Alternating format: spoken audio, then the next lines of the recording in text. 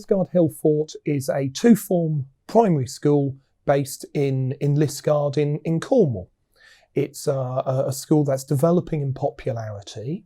We have a very genuinely comprehensive range of children who come here, from children who access the grammar schools down in Plymouth to children who come from slightly more disadvantaged backgrounds. What I wanted to achieve for the children who come to our school is that they feel safe, that they feel loved and cared for, so that they can learn in a really safe environment and enjoy doing that. So our values as a school absolutely attuned with those values of Thrive around supporting children to develop their mental health, to develop their sense of who they are as individuals. We were very mindful that there were high exclusion rates and low attendance rates. We were seeing children who were not all of the time enjoying education. And that was particularly true for some of the disadvantaged children who attended our school. So what we wanted to do was to use Thrive as part of a package of social, emotional, mental health provision in order to get those children feeling safe, to feeling much happier, so that they could get on with their learning and their education and their lives too. We use Thrive as a key pillar of our provision of identifying children who were vulnerable, of using the action plans to put in place bespoke provision. And what you can see is children who are much happier in their day-to-day lives. I think it's been really quite a profound impact. In terms of those softer barometers of school improvement, we can now see attendance, even in March, above national average, and previously we had low attendance. 3 or 4 years ago, we had an exclusion rate of 35 days in 1 year. We've got 1 day's worth of exclusion in this academic year.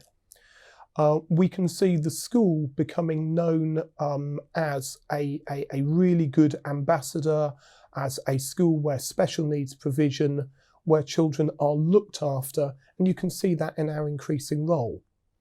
More tangibly, you can see that in our academic outcomes. So in EYFS, Year 1 and 2 phonics and Key Stage 2 combined outcomes, we have record results in terms of academic performance. It is important, profoundly important, for us to send our children up to secondary school being secondary ready, being ready for the secondary curriculum. So to begin with, we see it in happier children who are able to regulate their emotions. The number of incidents has dropped dramatically. We have seen that in attendance and exclusion rates improving. We have seen that in academic results improving. And we're really proud of that. A key point to us is that we don't leave children behind. So whether it's talking about our response to our behaviour policy, essentially, our safe touch and our positive handling, what we recognise is that we want to be a centre of excellence for working with disadvantaged children and vulnerable children. Here at Hillfort, we certainly still encourage and reward positive behaviour and think that is an important part of a primary school's life. What we have changed most significantly is our response to, inverted comma, negative behaviours. We recognise collectively that behaviour is a sign, is a communication of an emotion, and rather than imposing sanction in a punitive way, we try to address that behaviour, we keep the child safe in the first instance, and try to unpick the motivating factors. So whether that's putting in place really bespoke provision for children, liaising effectively with parents or other agencies, what we don't do is punish poor behaviour. We say that we disown that behaviour. We say that we're not okay with that, but we very much like you as a child. We very much want to help you develop. We work out what it is that's going wrong for that child at that particular moment, and we design individual provision so that our very most vulnerable learners don't get put in positions where that behaviour is likely to crop up and you end up in that vicious circle all over again. My name is Abby Hoffman. I teach the early years here at Hillfort. I have taught here for a long time, but went and worked at another school in St Clear for 2 years, and then I came back in September. It's really important throughout the school, but really important for early years, because social and emotional development is where we're starting at, and to give children those understandings of emotions, their feelings, resilience, it really helps them develop as they go up through the school and make them successful learners and successful little people. Personal, social and emotional development is one of our key areas in early years, so it's planned in all the time. Even when we're thinking about our writing opportunities and our maths and our reading, we're always thinking about their social and emotional development. Thrive gives us lots of suggestions when we screen the class, and it gives us ideas about friendships, perseverance, thinking about ourselves as well as thinking about the people around us. And it works really well with planning for individuals and planning for the whole class. We've always had good relationships, but now they're just even more secure, they're more set. It needs to be a whole school approach. Everyone needs to be trained and believe in it. Because you put so much hard work to make these children feel happy and secure and safe within our school, that you need every single adult to be on board.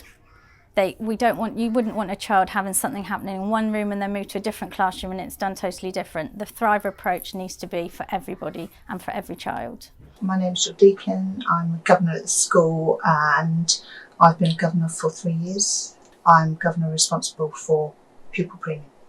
There has been a huge increase in the emotional and social development of the children, particularly disadvantaged children. But we've also had, last year, we had record outcomes in EYFS and Year 1 phonics, and in those areas the disadvantaged children outperformed the non-disadvantaged children, which was, a lot of that is due to the techniques that are used, the Thrive activities that they do. And Key Stage 2 combined results were also record last year, so it's helped. You only have to walk into the school and you can feel what a happy and calm place it is. And I think that, as with all schools, word of mouth is the main platform to promote a school, and anyone coming into the school can see that those values that are Thrive and the vision of the school are uppermost in the thoughts of everyone that work here. And I think that sort of gets passed around the community. Liscard's quite a close community. I've actually heard people commenting on how well the children are doing here and how well they're supported by everyone involved in the school. My name's Vanessa Greenway. I'm one of the assistant head teachers here at Hillfort, which includes the Senko role and the designated safeguarding. But my portfolio is essentially around personal wellbeing of the children. My name's Jane Truscott. I'm the Thrive lead within the school and Thrive champion, also assistant designated safeguarding lead. I've been here really from the very first point of the two schools, the old infant school and the junior school, amalgamating together. I'm not the best with ICT. I was anxious about using it within the training, very quickly picked up on it. I rate it highly. I can use it quickly. I can use it very effectively. As a school, we termly do a whole school screening, a whole class screening, which will then give a class action plan for every teacher to adhere to, reminders of how to be around the children. I think all the teachers now have those displayed around the school just as a reminder. And then after doing a whole class screening, it then flags up particular individuals that then I'm able to pick up and do as an individual screening, an individual action plan. And they then feed into any individual education plans we have, any multi-agency working that we're using variety of different professionals will dip in and out of those Thrive plans. We are frequently asked from multi-agency approaches to implement Thrive. It's very highly thought of with wider circles of education as well, and health. And we use it to support other plans that may be in place from other professionals. So it's very good. Yeah, it's excellent. Yeah, it provides that insight, doesn't it, to individual children and the best way to approach any needs that they have.